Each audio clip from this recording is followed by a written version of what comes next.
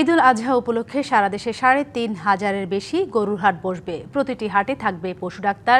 সকালে সচিবালয়ে কোরবানির পশু ও হাট নিয়ে সংশ্লিষ্টদের সাথে বৈঠক শেষে সংবাদ সম্মেলনে এসব কথা জানান মৎস্য ও প্রাণী সম্পদ মন্ত্রী মোহাম্মদ আমিনুর রশিদ। এ সময় মন্ত্রী বলেন, এবছর বর্ডার এলাকায় কোনো হাটের অনুমতি দেওয়া হবে না। এবার পশুর চাহিদা ১ কোটির বেশি, যা দেশেই পাওয়া যাবে। এছাড়া অনলাইনে পশু কেনা বেচায় কোনো হাসিল দিতে হবে না বলেও জানান তিনি। মন্ত্রী আরও জানান, রাজধানীতে হাট বসবে ২৭টি, এর মধ্যে উত্তর সিটি কর্পোরেশনের ১৬ এবং দক্ষিণে ১১টি। আর পশুর হাটে জাল টাকা শনাক্তকরণ মেশিন থাকবে বলেও জানান মৎস্য ও প্রাণী সম্পদ মন্ত্রী।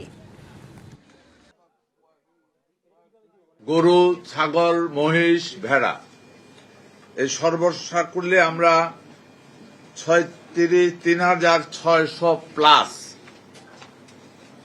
গরু ছাগলের হাট এখানে বসবে।